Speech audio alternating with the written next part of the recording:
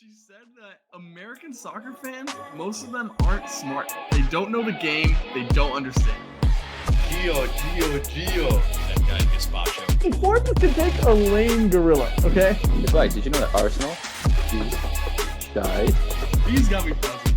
Up the top, it's hard to up him anyway. I'm gonna comment on that. Ooh, welcome back to another Talent episode of Footy with the Boys. I nailed that one, held the note. We have quite a bit to talk about. The Premier League is back. The U.S. men's national team won the CONCACAF Nations League again, three-peat. And of course, we start with some headlines. And one of those headlines, we'll get into Real Madrid and they're just loving life right now. Endrick scored again for Brazil in the Bernabeu. And now they have these beautiful fourth kids here that Jude Bellingham is showing here. Is there anyone loving life more than Real Madrid fans right now? Mbappe on the way, Endrick on the way. These kids, I mean, new stadium. Those are fucking saucy, bro. Yeah. What is going against them at this moment? Absolutely nothing. But there is one thing that we can certainly talk about that's not going as well as Real Madrid, and that is Manchester United, who has now been rumored with different managers. Nick, I know you have a large and strong opinion on this one. Erik ten Hag. Large and strong. Might be on the way out. There's Gareth Southgate, Gary O'Neill, and Thomas Frank, also all linked with the job here. Do you think any of those are that significant of an upgrade on Erik ten Hag here? I think at least Gareth Southgate, I would want to steer away like none other. Frank Lampard also in contention, but Man U is ignored any please. Frank Lampard's in Man U's DMs just talking to their social media guy. Please. Boy, I swear, give me the chance, yeah. Yeah, Southgate, Thomas Frank, Gary O'Neill. I mean, how funny would it be for Gareth Southgate to manager at Man U? Can you imagine how quickly Harry Maguire would get the armband? In 3 right seconds. Back. First name on the team sheet, bro. Yeah, that one would be hilarious. Thomas Frank and Gary O'Neill, I think we've both talked about that we respect both those managers. I think it feels like too big of a job for either of those guys, at least too big of a jump for now, although I respect both of them. But even if you are them, toxic place to go into. If you're hiring Thomas Frank or Gary O'Neill, they're not like the alpha that, like, they'll get bullied around in Man U. They'll get bullied by the board. They won't have, their say. So, I think they'd all fail. Therefore, I think I'm fine with any of them taking the Man U job. Because long may the downfall continue of Manchester United. It is wild to see that Gareth Southgate and just these names at all are being rumored for Manchester United's manager.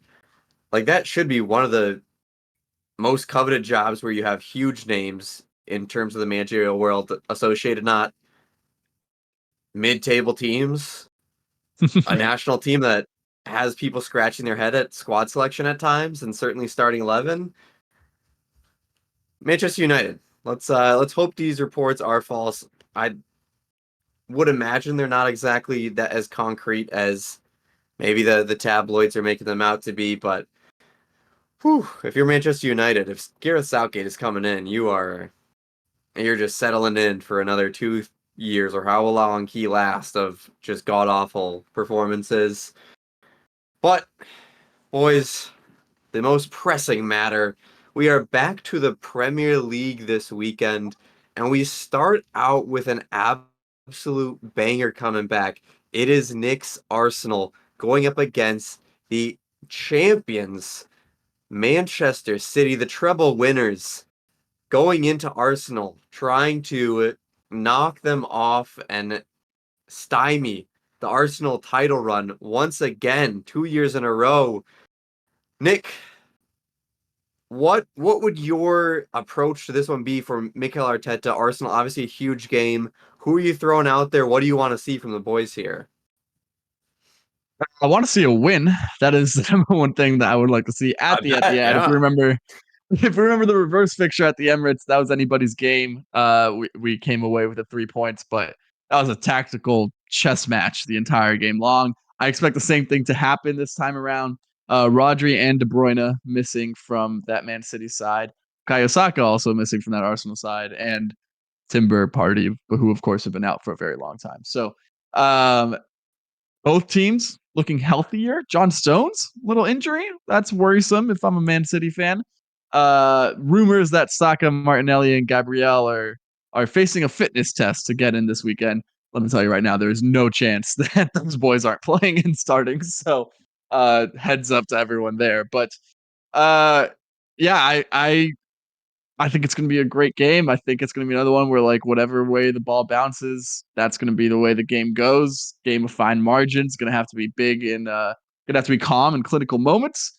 My lineup, as far as what I would want, I think it's time. I think it's some time to unleash just our best starting 11, which means I think I want Thomas Partey at the 6. I want Declan Rice and Martin Odegaard ahead of him. I want Martinelli, Havertz, Bukayo Saka, and give me Yuri and Timber at left back. I know Kivier's been playing amazing, but Timber bossed those first couple games of the season. 9 months away to give him a start at Man City is crazy, but I have that much faith in the player. And then Gabriel Saliba and Ben White, of course, in front of David Raya. I think that lineup is more than good enough to go toe-to-toe with City. I think we have some options. I think Jorginho could start. I think Kivier could definitely start.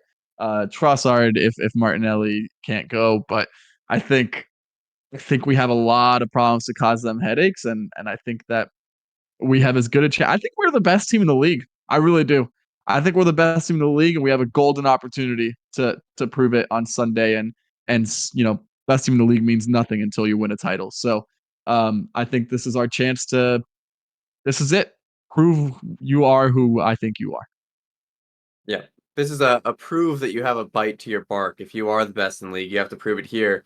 Nick, are you saying that you want Declan Rice, though, as an 8 in the midfield with Vardy behind him? Or are you saying dual holding mids and he just has the freedom to roam up the field? I mean, Declan Rice will have more cover, but he'll be the 8. He's been playing the 8 since Jorginho has been in the side the last 5 or 6 games. He's been playing it phenomenally well.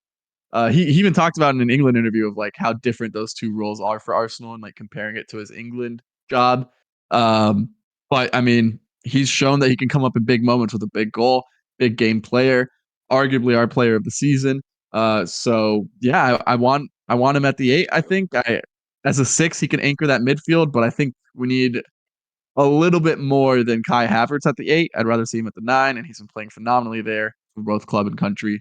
So Thomas Partey, they say he's fit. Honestly, bro, if you can give me one game the entire season, it's this game, Partey. So just give me 90 minutes. Do what you do when you're healthy.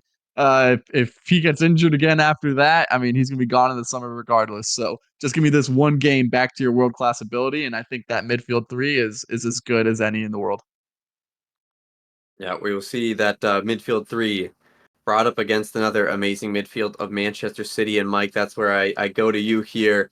Is this a can't-lose game for Manchester City? They're obviously star-studded and have that championship pedigree just coming off the treble last year, but a draw versus Liverpool, they're a point behind both Arsenal and Liverpool here.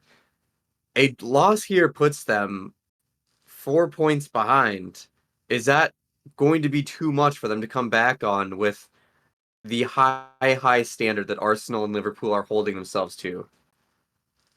It seems like it, yeah. Every game for the rest of the season in the league for these 3 teams seems like a can't-lose situation. You need at least a draw, and more than likely you need a win, because the forms that all 3 of these teams are in, insane. They're dialed. They all seem like legitimate contenders. Liverpool and Man City have been there.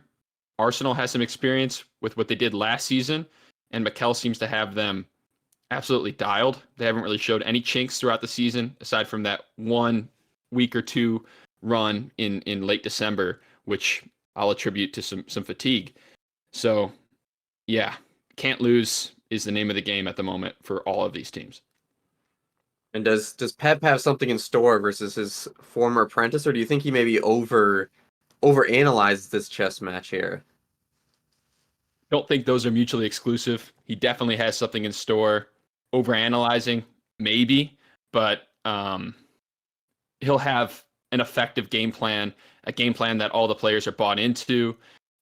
He's going to be a little limited with options. 3 defenders go down this international break: Manuel Akanji, John Stones, and Kyle Walker, which he Kanji's out? relies on.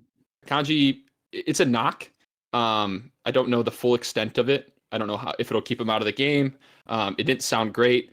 John Stones, I'm not sure the full extent of that as well. Kyle Walker seemed to be at least somewhat serious, but he relies on at least 2 of those guys most games. Kyle Walker seemed to hold down that right back spot, and John Stones and Manuel Akanji have kind of shifted in and out of that center back position where they can come up into the midfield with possession. So it'll probably force him to play more of a standard 4-back, I'd imagine, with Ruben Diaz, Jasko Gvardiol, Nathan Ake making up the 2 center back and the left back. And Rico Lewis maybe will come into the mix. I'm really not sure. We haven't seen. Seems like a they're whole lot hopeful. this season. I just looked it up. They're hopeful that Kyle Walker will be there this weekend. Okay, that would be a huge thing. For tactics, he has a lot more to play with on the attacking side with De Bruyne back, Haaland healthy and swinging, Doku on the left. A lot of these guys are in form. I think it'll be a game of tight margins. If Man City is going to win this game, they're going to need someone to really perform. And I would think it's one of 3 guys, maybe a combination of 2 of them. That's Phil Foden, that's Kevin De Bruyne, and that's Erling Haaland. They lost a few guys for injuries, but they have the pleasure of keeping De Bruyne throughout the international break. He didn't go with Belgium, so he'll be rested. He'll have more time to recover through that injury that he had this season that he's still coming back from. And I'll expect him to have a very impactful performance. Right, and Mike, those are definitely going to be some impact players there. What do you see the score line ending up being here? I'm thinking it's a 2-1. I'll give it in favor of City just because it's at the Etihad. But, dude, this is going to be another chess match. I have a feeling. Yep, a chess match indeed. Nick, what do you think the decisive factor will be here between these 2 teams? I think it'll come down to if Arsenal shoot themselves in the foot. I've said it. I think Arsenal's the best team in the league this year. There's still been during that run that Mike mentioned, we beat ourselves a couple of times. So I think if we are clinical and if we don't make a mistake in the back, I think we're a better team, and I think we're going to win this game, especially the way that Gabriel and Saliba have played Haaland in the past. So, De Bruyne is still trying to get his legs back. Rodri there is huge for them, but I like our team better. I like our dynamics better. I think we can get a win. I'm going to say I don't fully trust this team yet when it comes to these championship settings. I'll say a 1-1 draw. Yeah, it is hard to go up against City and choose against them with the amount of talent they have. I think Arsenal right now does remind me of what Man City was a couple of years ago, where they're playing insanely well, have a lot of these playmakers. I think they are missing that striker that they ended up getting in Haaland, speaking about City. And I think if Arsenal can get that in that summer transfer window, I think they're really teetering on that Man City edge where they could be dominant and really get some trophies in. But trophies are not off the table. Certainly, if they get a win here, they would put themselves in that pole position and in a strong position to come away with a trophy and the most coveted trophy, the Premier League title. But there is another team, obviously, in that race. It is Liverpool, who played versus Man City last weekend in the Premier League. They got a draw. This week, they're going to be going up against Brighton. And boys, this seems like a bit of a trap game. Mike, this is, some could say, a De Zerbi audition at the Anfield. Is this a game that maybe Liverpool could get caught up on? It's a trap game they could overlook with such a big game going on with their 2 competitors that maybe they fail to take care of business here? In other circumstances, I might agree with you there, but there's some context around this. I think Liverpool is going to be pretty frustrated with that FA Cup performance against Man U, where they gave up 4 goals and they felt that they were the better side, could have put a few more away and handedly won that game. So I think they'll come in here with full focus. They have a lot of players back, a lot of key players back who they depend on. So I could see some goals going in. I think defensively they'll be pretty sound. This does not seem like a trap game to me. This seems like one that they'll handle. All right. And another potential trap game alert here. It is Manchester United versus Brentford, Nick. Manchester United seem like most games are trap games, that they don't necessarily go into them that hyped up or meeting the expectation for themselves. But versus Brentford, who's been in the worst form in the league of this entire year, they still have the talent to shock Manchester United here. Do you think this is a lock win for United with how bad Brentford has been? Or do you think, man, you just don't trust this Manchester United squad? I think it's a huge trap game for Brentford. They're probably looking at Man U like, oh, easy win. But Man U's got some bite to them.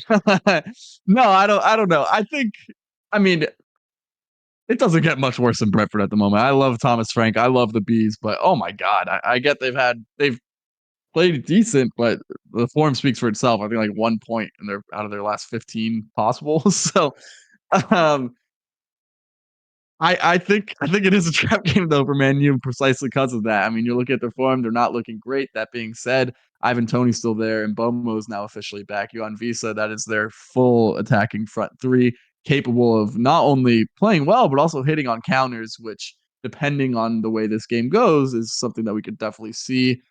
Also, I don't love the matchup if I'm a Man U fan of your center backs versus Ivan Toney in the air. Varane, while still good in class, is not who he used to be.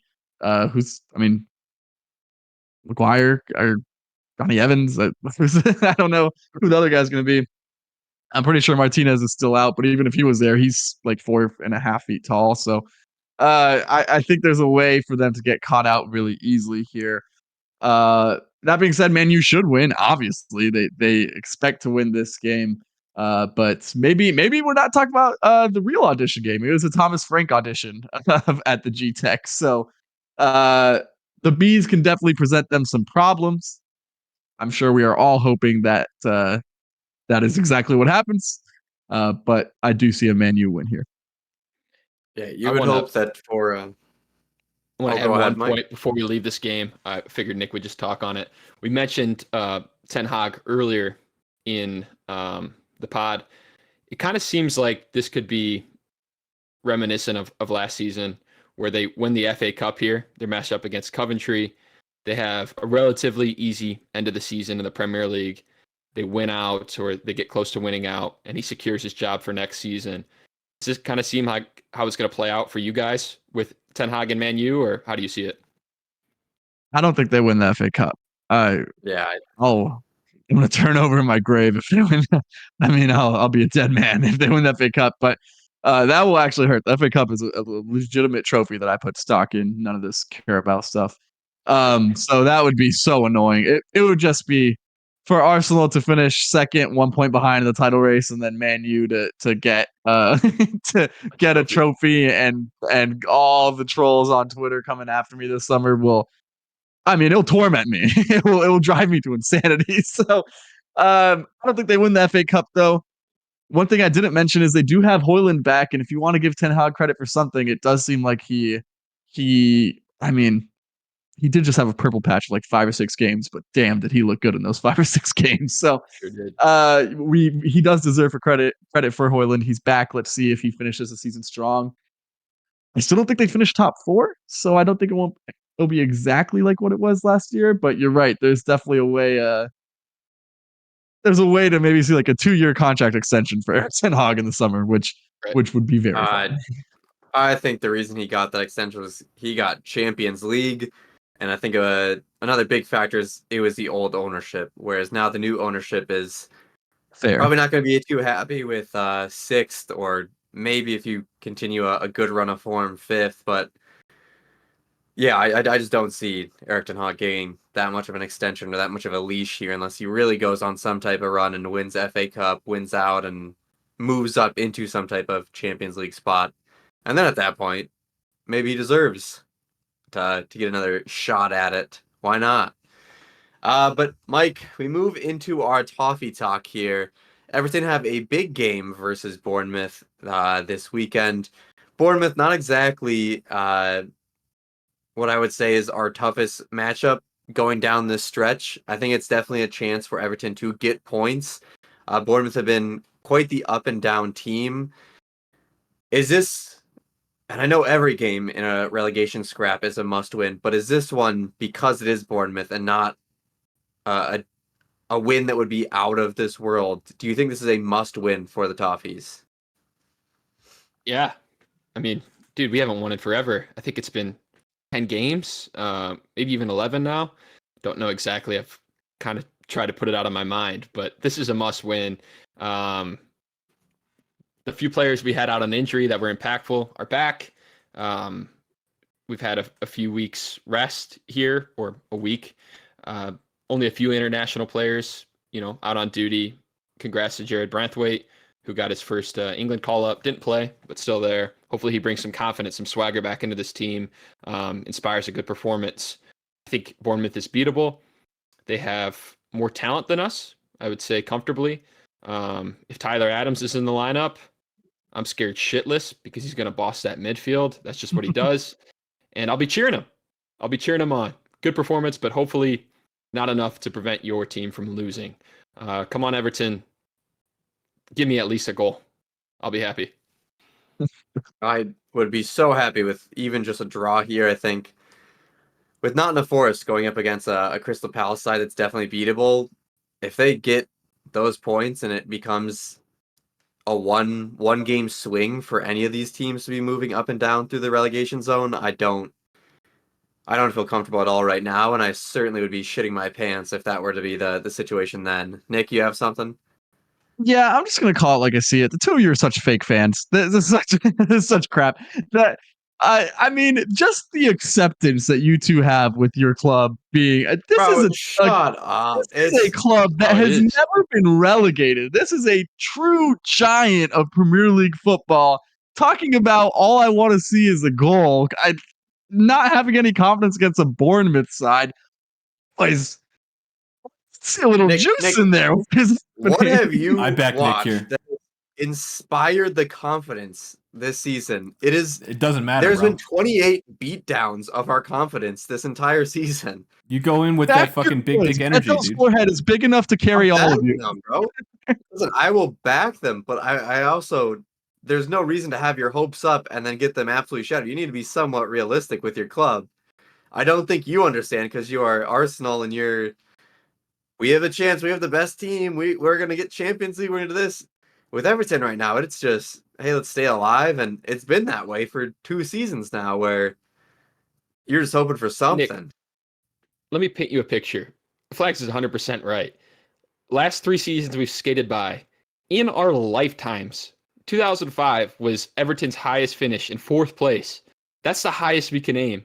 That felt like a victory. I wasn't even a fan then. I didn't even watch soccer then. So in the short time I've been a fan, the last decade plus, we've had nothing to super strive for, aside from They surviving. were in Europa League our like senior year, like 7 years ago, 2016, 2017, around there. Right. And how did that campaign go? Like, come on, man. But the standard cannot But be Nick, straight. but Nick, the thing is, the standard, yeah, we were there, but it's also, that's not where we are right now. So yeah, we can say, oh my God, we should be in Europa League. We have these high standards. That's not the team. Regardless the whether we squad. have the standards or not, we need to and you're also just understand where we're at. you're just laying down. You're accepting that. You're like, okay, this isn't our team. We'll take what we can get. Feed us the scraps. No, it is up to you to But Nick- demand this Everton Football Club Nick- to bring you what you need. You But are Nick, right. putting it You in are your right, own Nick. standards, when Arsenal were not what they are right now, you weren't necessarily saying we're winning the league. You're saying let's get Champions League, let's get top 4. To say we're winning the league or getting it. I was embarrassed. I was angry. The two of you were like, yeah, let's get a goal. Woohoo. All right. I bet You it, want me to lay down the obviously- standards, Nick? You want me to lay them down? I call how I see it.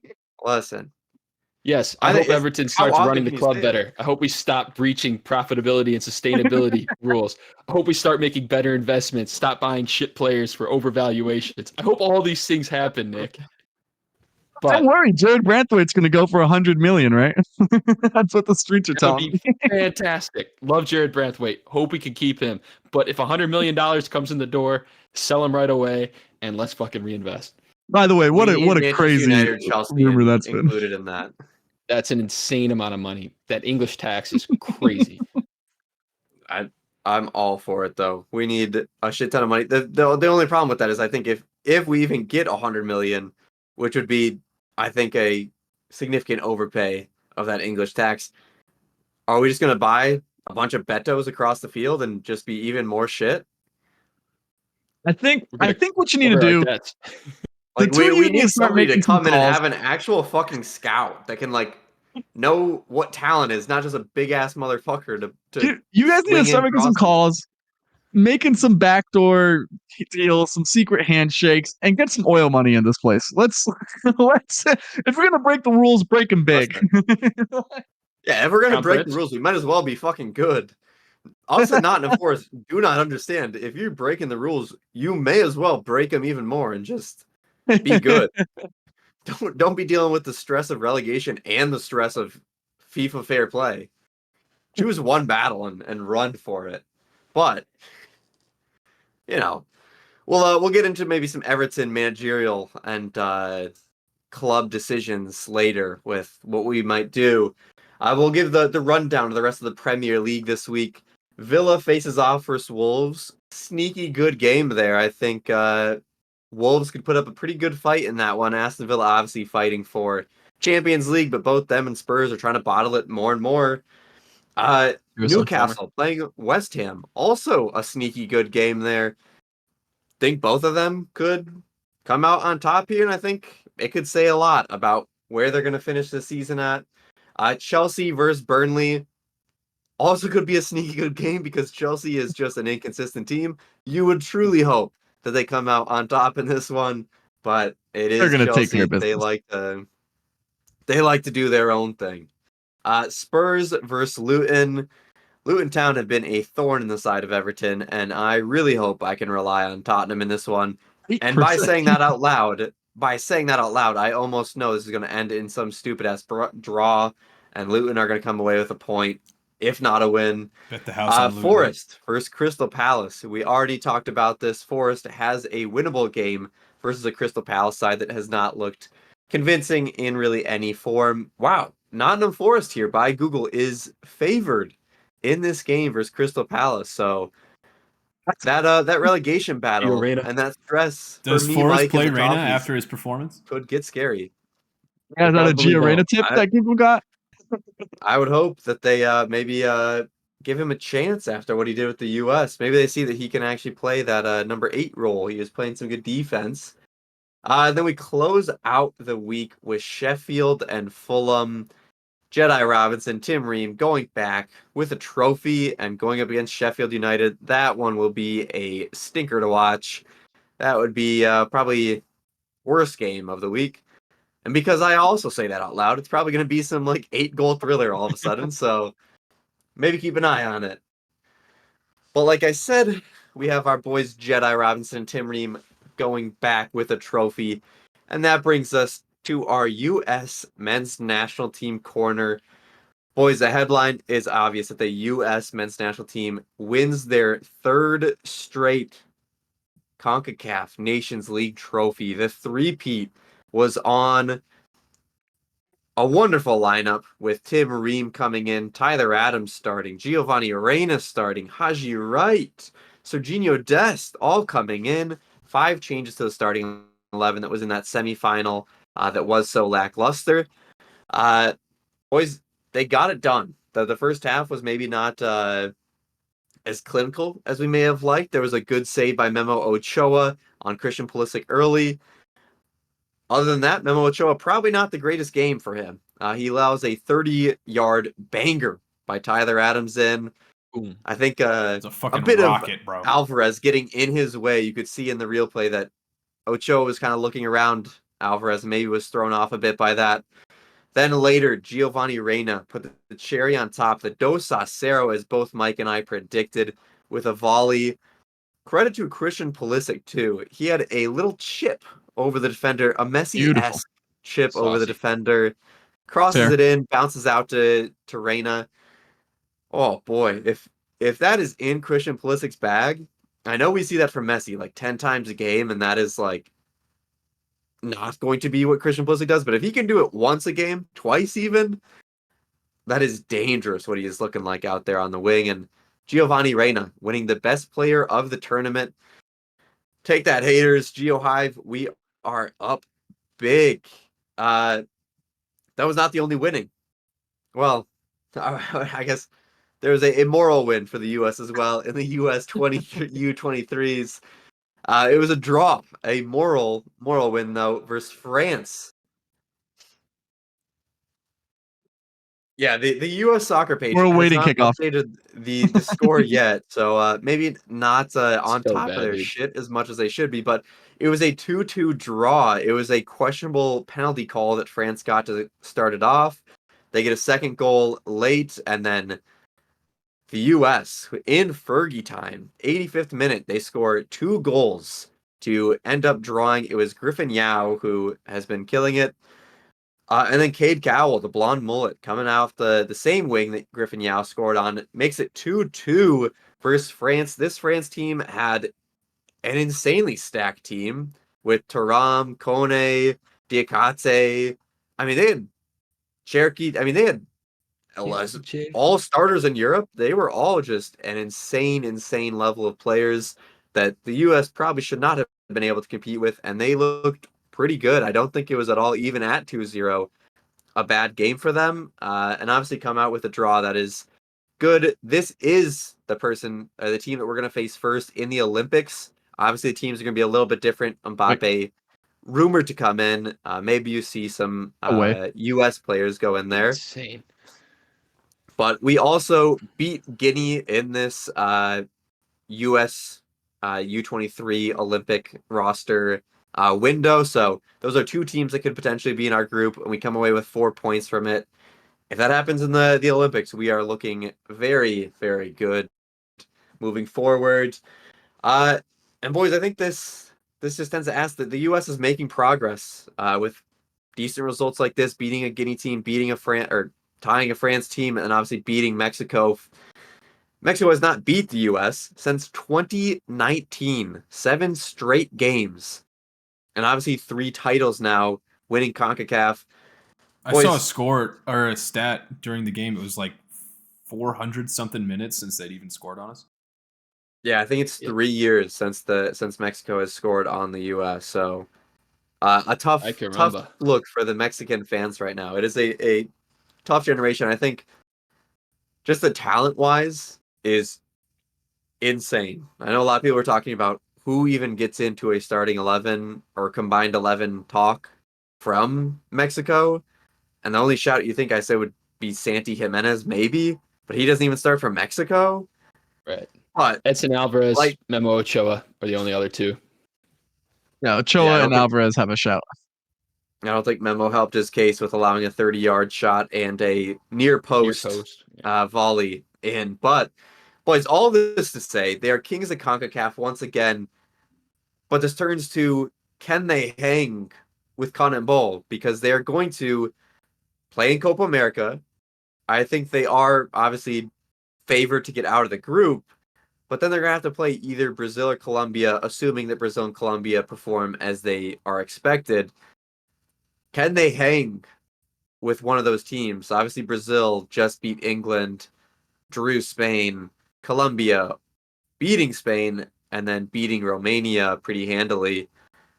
Is that a level that the U.S. can compete with here right now, or do you think that's still a step away, Mike? Yeah, I'll take the lead on this, and then I'll defer to our resident CONMEBOL expert, Nick, the Grande Colombian. bolo. He knows more than me, at least I'd assume. This is going to be scary, man. I'm a little nervous, a little hesitant going into Copa, purely on the fact that we can't afford to go in and be sloppy in our first game like we were against Jamaica. So bad. If we perform poorly against Bolivia in our first game, you can't count on the other teams losing enough for you not to get through. So I come out. I think we can do that. The friendlies will be good tests. Hopefully everyone's available for both of those games, so we get a good look at them. Hopefully Brazil and Colombia both play strong rosters, so we get a proper test. I would hope if we lose in those friendlies, we learn something from it. That wouldn't be the worst thing in the world. And I would think, based on Greg's adjustments in that final match, substitutions he made, he's going to be more open to that in the future games. So I'm optimistic. Scared, but optimistic. Optimistic. Nick, you are on both sides of a potential Colombia-U.S. clash in that quarterfinal. What do you see from Colombia? What do you see from the U.S.? And what do you give the odds for our American boys here? I am on both sides. Am I on both sides? I To some got degree. got a foot in one camp and a toe in another, I guess you could say. Listen, We'll take it. I think of the United States of America. What they have to do is pray to God they finish first in their group, to avoid Colombia, because let me tell you, the boys, Los Cafeteros, are playing phenomenal football at the moment. We haven't lost in who knows how long. Nestor Lorenzo, who was 20. in 2018, was one of the assistant coaches for our World Cup run, where we honestly should have beaten England if it weren't for Carlos Baca just skying his PK in the end there. But I mean, we are playing phenomenal football. Luis Diaz on fire. James Rodriguez rolling back the clock at this point. We beat Spain and deserve to beat them. A beautiful goal by Daniel Munoz. Mike was raving about it.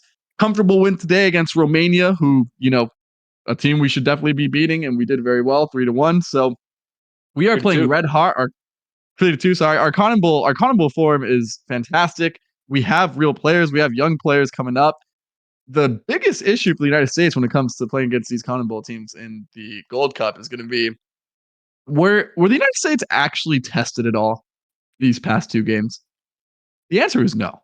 They weren't. No. They weren't pressured. They let up a goal and then were tested in a way that they had to play against a low block of Jamaica.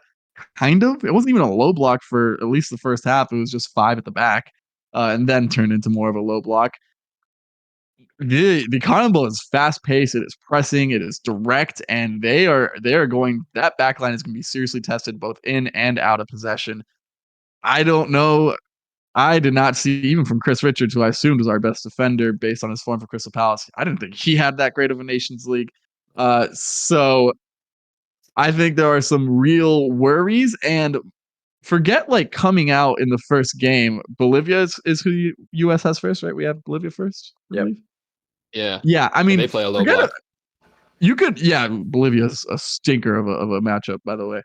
But forget coming out slow in the first game. Even against Mexico, they kept it slow in the first half. One banger at the very end of the half doesn't just excuse 45 minutes of pretty mediocre at best play that I saw from the United States. So they are capable and have players that produce moments of brilliance. We saw that from Gio Reyna. We saw it from Tyler Adams. We saw it from Christian Pulisic. Jedi Robinson used to put his shit together because he had a tough tournament as well. I really think that the United States is going to struggle. Fingers crossed that it's a wake-up call to the Federation and Berhalter doesn't make it past this summer. I did not like what I saw these previous two games, despite three-peating. By the way, who won this tournament before, the 4 years ago? Who won the tournament? Oh, that's right. It didn't exist. Got it. Yeah. It's literally only it's a made-up tournament. That was a setup. It's a made-up tournament. I think they're going to struggle. I don't know. How do you see it, Flex? Yeah, after these performances, obviously I love the U.S. men's national team. I see the talent that we have, and I am so happy to see all the talent and all the rising talent as well. But I also don't have any faith in the team based off the manager to rip off a big result. Simply because that has not happened at all. You looked at Bob Bradley when he was manager, he had big results. He went to knock off Spain in the Confederations Cup in 2009 that had just come off of winning 2 Euros and a World Cup. You go to Jurgen Klinsmann even, and he beat Italy. He beat Germany. He beat Ghana in the group of death to go through. He beat Netherlands. He had a bunch of these games where we played in Europe a whole bunch and were able to get those experiences with so much less talent. Greg Berhalter has not had anything close to that. He has not won a single game against a top 20 opponent in the world other than Mexico. And obviously Mexico is up there because they're just getting their FIFA points off of CONCACAF, and this is the worst generation of them. And boys, I brought up Copa America and how they might perform because there was a Fab Romano tweet today about Jose Mourinho saying that he would really like to be a national team manager, would love to come in for even as soon as Copa America or the Euros or the African Cup, and maybe before the World Cup, but he doesn't want to wait a full 2 years till after the World Cup. So it begs the question, how serious should the U.S. Federation be looking at this and saying, Jose Mourinho, a hell of a tournament coach, has proven that in Champions League, Europa League, and was it in the Conference League that Roma just got to the final as well? So, I mean... Yeah, he's won all 3. He's the only coach to do it. He is a tournament coach, if there is any. He is the chosen one. He is the special one. If he is open to it, do you pull the trigger on him right now and say, you know what, fuck it, we are going with Jose Mourinho. He just said he's available. If he's open to the job, let's get him in. I thought you were gonna say pull the trigger and shoot Berhalter in the face because yes, I would do that too to get Jose Mourinho into the national team. Are you kidding me? That would be incredible. That would be a foot on both sides of the camp from me. That is stop it. Let's Flirting not with dream. the boys does not condone violence. Let's not get our hopes up for no reason. The Federation has shown that they're not serious in that way. So it won't happen, but of course you take them. It's just a business move that if the U.S. Federation were to do this, it would say, hey, we are serious about winning. We are not sitting around being status quo. Are they? We're not okay with doing what they're not, though. That is the thing. That is why this is unrealistic. But if they were about winning and they wanted to prove that, this would be that move. Mike, let's say Jose Mourinho comes in. What does that do to the U.S. men's national team ceiling in these tournaments? World Cup at home with Jose Mourinho, Copa America at home with Jose Mourinho. I'd like to think at least raises it by a knockout round. So say our ceiling right now is quarterfinals in the Copa. It seems like it could be a semifinal, or in the World Cup, it seems like it could go to a quarterfinal. That's at least what I see. It can't make up for a lack of skill when you play one of these really, really elite European or South American sides. That's always going to be there, but it gives you a fighting chance. We're going to play super defensively. He's going to have tactics that just try to destroy teams, get them out of rhythm, and hit on cheap goals. I think we have personnel that could do that. It might limit some of our younger and more skilled players' ability to be creative, but we're going to maximize the chances we get, and we're going to defend the fucking hell out of teams, which we don't do currently. I think it would be a winning move. Do I expect the U.S. to make it? No, but this would be a legitimate winning move. If it even if it didn't work out, this would show that they're legitimate, they're serious about winning something, and they're willing to take risks to pay out. It would definitely be a solidified defensive team. It would get better. I think Jose doesn't get enough credit for being more progressive than people think he is. I think that Yeah, Chelsea, I was about to say that. that Chelsea park the bus team kind of like I think just Stuck is with stuck it. in our heads. But He was cooking with does, Dybala at Roma. yeah, he does play good attacking football. He plays really well to his personnel, which is what the best managers in the world do, you know? So I mean he's one of the great ones. He would elevate this team quite a bit. Yeah. I think this is just one of those moves where you could absolutely see the writing on the wall that the US is serious about getting better and would certainly get better. Obviously, there is a question of whether Mourinho would be interested in the United States job.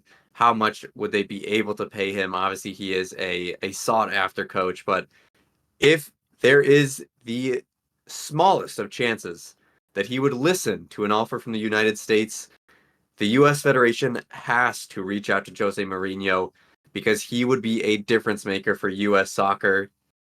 We'll close it there and leave our viewers with that. Let us know in the comments whether you think he would be the right move as a manager here, what that would do to our chances. Let's get into our locks of the week. Boys, it has been a while since we have done locks of the week. But Nick, I'm gonna start with you. You went for probably Arsenal, Man City, right? You're backing your boys? I think it's a 1-1 draw, and I'm sick of picking draws. So I'm going with the Villa Wolves game, 3-1 Aston Villa on top of the Wolves. Wow, not backing Fuck his you. own boys. How dare he? And I will pick not Everton because I'm also not backing my boys, and I'm just being a hypocrite to Nick here. I'm going with Liverpool 2, Brighton 0. The clap boys get it done here versus a Brighton team that has been anything but consistent this year. Birds, okay, yep. Mike, what is your lock of the week? I'm backing Everton in a way. I'm not taking them, but I'm taking Tottenham to beat Luton 3-2, which would do us a great service. So I'll count that as backing them. I feel worse about 3-2, you said? Everton's chances. 3-2, Tottenham. Yep. Knowing that you're backing Tottenham in a lock of the week makes it so much more sketchy for a result for Tottenham. But let's get a score update here. It has been about 2 weeks since we've done our locks. We are currently with Mike sitting in last place at 13, just 1 point behind Nico. And then up at the top of the mountain is me, 3 points above. So everybody is still within reach of each other as we head down the home stretch. Speaking of the home stretch, Palmer, bring us home with your one question with producer P that always at least entertains. All right, boys. I don't have a crazy one today. Just one that's kind of fun, you know. If you let's say you're in a bar, right? And there is you know, your buddy's there and he's drunk and he's starting to get a little nippy with some other dude, right? You turn around and it is one Premier League player who you have to get in a fist fight with. Who would you like it to be? Wow. There's 2 ways that I'd go with this. One, the player I would most like to punch is probably Lautaro Martinez. Not Lautaro, sorry. Lisandro. Lisandro Martinez. I mean, the biggest fake bully there is. He'd be a joy to punch him in the face. But also, he might pull a knife on me and murder He would me. kill So, you. Yeah. yeah, I Yeah. think he would kill me. So the guy that I would most like to see, just because I'd be able to beat him, from the Red Devils, how about Bruno Fernandes? I feel pretty good about my chances in a fight against Bruno. I wouldn't hate Lewis Miley either. That is the wiriest person in the world, but he's also like 6'3", so he might have the reach on me. He's also 17, I'll Nick. He's go. a minor. I think the legal drinking age is lower in England, so I think he True, might be true, able to. I think Bruno Fernandes. I like my chances. I'm going with Anthony Gordon, the little rat. Both That's a great both answer. think that he's not exactly the most physically strong guy, so I wouldn't be too scared. But he's also just a rat and would That's a love to punch punchable him. face. So yeah, I mean, that's a pretty good answer, I will say. I have if seen I you. give myself a pat on the back. I have seen you swing at one of those punching machines before, and I don't like your chances. I will say. Listen, Nick, you had a beautiful wedding. The drinking and the punching bag. I wasn't at my full form, Palmer. So Right. Mike. I'm taking Sean Deitch. Love the guy. Oh, our own boy. If you're gonna tussle with a dude in a bar or a pub, it's got to be Sean Deitch. You know that dude's gonna give it to you. Probably kick my ass. I think he'd beat you. Why? I What? think we found Mike's kink, bro. Yeah, that's just a weird answer. Mike that wants you a wanted brawl. to be No, beat dude, up. it'd be a straight up brawl. I want a brawl. Mike wants a Proper brawl. Dude, Mike wants He's like, I something just tell want to his get grandkids. manhandled. Mike wants a story Mike to said, tell his "Hey, grandkids. iron sharpens iron. I want the hardest fight I got." That's exactly right. Yeah, that dude's I a think the unit. one guy that we would 100% beat that I didn't want to say just because he's my own guy, but Fabio Vieira. Oh yeah. That is, we could like do a nice gust of wind and he would get taken out. So he needs to hit the gym. I think Jorginho as well. Anthony would be a good shout as somebody that you could probably just give a strong shove to, and that would be all it needed. No, he's kind of short, little hamster, little strength. Yeah, I feel like you would just start spinning around and then you just push him and that's it. Maybe. I'd fight Beto as well. But just That's on site. Yeah. A pure frustration punch out of nowhere. He would knock you out with a headbutt, bro. Yeah. Yeah, And that'd be the best header he did all season, Nick. I'd be happy. You with got- that. How If I tall saw- is he? Jesus Christ, you'd get killed. If He's I like saw 6'4". Beto headbutt Mike, I would say, "Oh, he's working on his headers." There we go. Yeah. That is what we like to see. fuck. All right, Mike has his right. Everton fan card back. Congratulations. All right, Aired it. boys, big matchup. Nick, I'm gonna throw it to Mike first, and then I want you to follow him up. You obviously have a big game, Mike. We have a big game. What do you want to leave the viewers with here? Fun international break, some good games. Great seeing the men's national team in action. Excited for it later on this year. Up the toffs, big game this weekend. Need all three. Give it to us. Nick, take it away. I really don't think I'm being biased. I watch a lot of Premier League football. I've seen all the big teams. I've seen the biggest games. I think we're the best team in the league. I really think we are. Throughout the entire season, I think we've been top. And now it's our chance to prove it. You know, there's nothing. We lose this league. It doesn't matter if I think we're the best team. We just nothing comes from it. So no one remembers second place. This is the weekend to show that we have arrived. The Arsenal is back. It's a tough test. They're the champions. No disrespect, but I am backing the boys. Let's get a win. Other than that, up Los Cafeteros. Incredible football from Colombia. And as always, up the Arsenal. Up the Arsenal. Up the mighty Flying Eagles, the US, the Yanks, and up the Toffees, motherfuckers. All right. We will see you next time. Subscribe, like, go to our Twitter, follow, Instagram, everything else. TikTok. Peace.